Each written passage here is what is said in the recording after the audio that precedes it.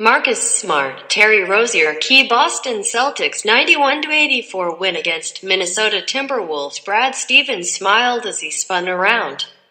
Perhaps the Boston Celtics head coach realized the perfect symbolism of the fourth quarter possession, how his team had clanged two wide-open three-pointers before finally cashing in on a third.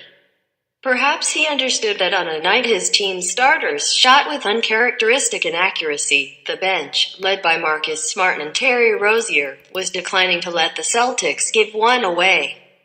Perhaps Stevens was just happy the damn ball finally went through the hoop. The Celtics piled up bricks and missed opportunities for most of three quarters, but still managed to escape from Karl Anthony Towns and the Minnesota Timberwolves 91-84 after slowing down Jimmy Butler, dominating the glass and finding just enough offense from their second unit.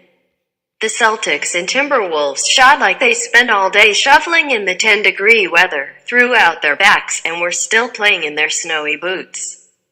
They shot like they could barely feel their frozen fingers, or like they still had not removed their gloves. The Boston got clean looks at the start of the third quarter for a number of quality shooters. I swear it, but still missed their first 7 three-pointers of the period. Midway through that quarter, they had a possession where about 3 or 4 players received the ball with plenty of room to launch a triple, but just kept swinging the ball until the shot clock went off. Maybe the overpassers just didn't want to be the next one to break a high-percentage opportunity. But Smart, 18 points, 8 for 13 shooting, finished just about everything inside the arc. Rozier, 14 points, 9 rebounds, continued the best stretch of his career, and the Celtics inched ahead late in the third quarter before finding a bit of cushion in the fourth.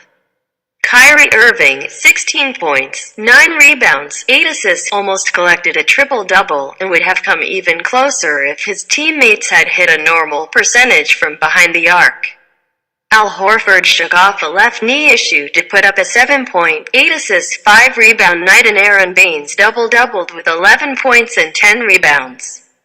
But the Celtics were led by the bench trio of Smart, Rozier, and Daniel Theis. The German big man collected 8 points and 10 rebounds. The Celtics made a hideous 6 for 36, 16.7% from behind the arc, but grabbed 16 offensive rebounds. Theis had 4 of them, and limited Butler, 14 points, and Andrew Wiggins, 10 points, to 6 for 24 shooting combined. With the exception of Karl Anthony Towns, who was a monster with 25 points, 23 rebounds, and Jamal Crawford, who did his normal scoring thing with 13 points off the bench, the Wolves were even more incompetent at putting the ball through the basket than Boston. The ugly first half. The first half featured so much horrific shooting that it encouraged tweets like this. Sometimes in a low-scoring, cold-weather game like this, it comes down to a special teams touchdown. For a second there, I even thought Brad Stevens might defer because of the wind. The Celtics shot 3 for 15 from behind the arc before halftime, but that was almost hot compared to the Timberwolves' 2 for 11. Jimmy Butler didn't make a shot until 3 minutes before halftime, and some of his misses were wildly wayward. Jaylen Brown and Andrew Wiggins combined to shoot 2 for 13. Somehow, Smart, who was great, and Baines, who missed a lot of bunnies, combined for more shot attempts than Kyrie Irving, Al Horford, and Jason Tatum. One of the most notable first-half occurrences. Minutes into the second quarter, Stevens erupted in a mock cheer after the Timberwolves were called for their second foul of the game. Stevens almost never shows that much sarcasm, so I chuckled at his show of fake joy. The Timberwolves only hit 2 three-pointers during the first half, but Stevens cringed after each one. He didn't like his team leaving Jamal Crawford.